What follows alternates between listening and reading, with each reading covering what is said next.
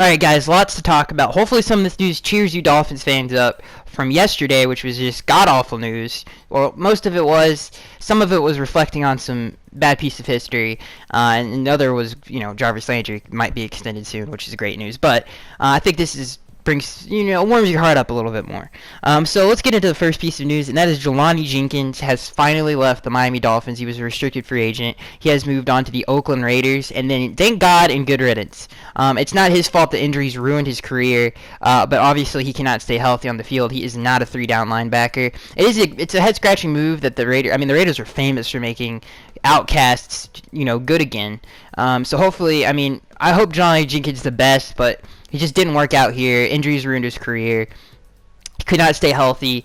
He was also Pro Football Focus's, relative to how many snaps he played, the worst graded linebacker in the NFL. And it's good that it's the same thing that with us and Jamar Taylor. It's just good that we're going our separate ways, I think. And I just think Jelani Jenkins, it's a good thing. That's all I'm saying. Okay, so the next piece of news comes from Barry Jackson of the Miami Herald, that the Dolphins are still targeting defensive tackles in free agency, which is interesting because I would thought maybe we would go to the draft, maybe to the later rounds. We're still looking for a rotational player to play behind Jordan Phillips. Some of the players that are rumored to be targeted by the Miami Dolphins are Vance Walker, Sindaric Marks, and Tyrone Walker. Get those two mixed up, same last name. So out of those three, Sindaric Marks is more of a pass rusher. He really doesn't fit what we're trying to do. He's not a space eater. He's a big guy, but he's just not really the greatest against the run.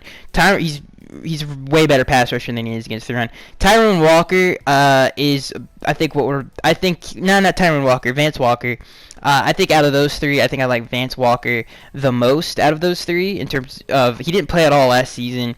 But he had a good season before that when the Broncos won the Super Bowl. So I like Vance Walker more than I do all the other three. So if maybe he can really revitalize his career with us. He's only the age of 29, and who knows? But out of those three, I would probably choose Vance Walker. So this is the big piece of news that I'm super excited about, and I've been talking about Zach Brown through the entire offseason, and there was rumored. This was also reported by Barry Jackson weeks ago. It was like 2 weeks ago, I think. I'm terrible with time, so maybe it was maybe a week ago. I think it was a lot longer than a week ago, though. Barry Jackson reported that Zach Brown would visit with the Miami Dolphins, and what he said exactly was the Dolphins wanted a visit with Zach Brown, and then he goes to visit with the Colts, and I remember when he visited with the Colts, I was thinking, oh God, he's going to go to the Colts, because Zach Brown, but I've read Pro Football Focus's when the free agency hadn't been touched yet. Zach Brown was the second-rated linebacker behind Dante Hightower.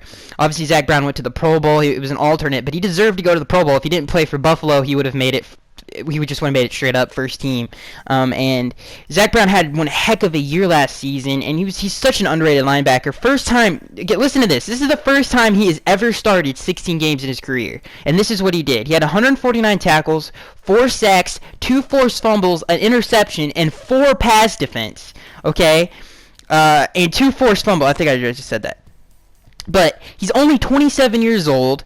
He's athletic. By the way, the highest rated coverage linebacker, him and Sean Spence by far were the best in free agency, in my opinion. And he started. This was the first time in his career he started all 16 games. So let's go over to Dante Hightower. So again, remember this. He started all 16 games, and I'm not saying. I'm just comparing the two. By the way, Dante Hightower never started a whole 16-game season before. He only started 13 games last season. He had 65 tackles, 2.5 sacks, and 1 forced fumble. No interceptions. Dante Hightower, by the way, never had an interception in his whole career. Obviously, it's a little. Even though he missed 3 games of the season, I think it was the first 3 he missed. That is a huge stat drop off between him and Zach Brown. Like, that's not even close. He should at least get. If he's the money he's getting paid, he should have had at least 100 tackles.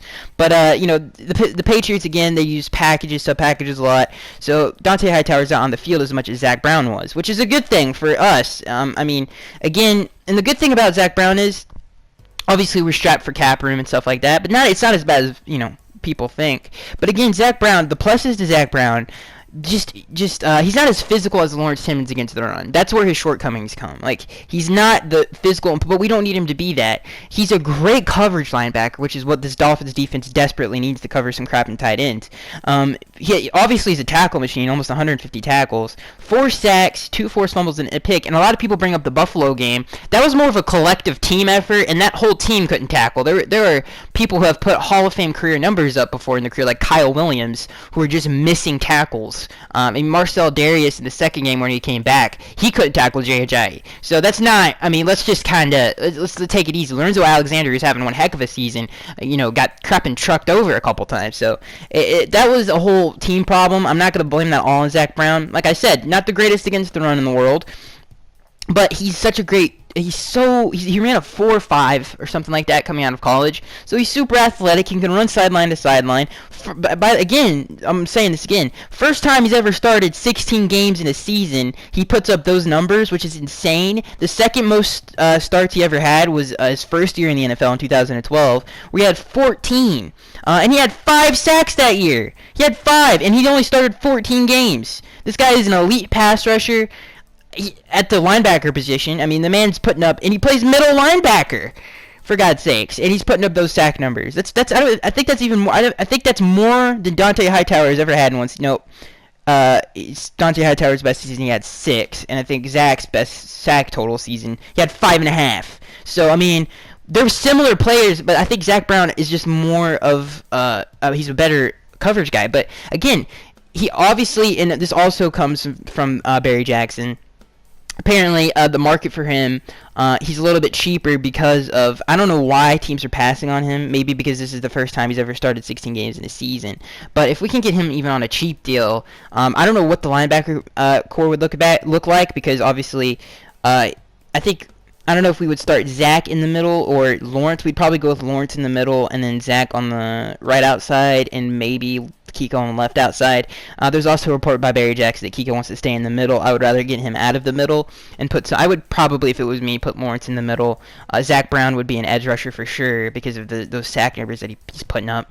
And he would be a great coverage guy. So again, this adds versatility to the defense. It adds depth to the defense. And if we can get him here on a cheap deal, and I don't know if I said this yet, he visited all day today, and then he visited, he's going to visit all day tomorrow, Tuesday. So I would expect a deal to be done, is what it says here, Tuesday. This also comes from Barry Jackson. So, yeah, so whatever happens. Again, this is his 5th season in the NFL.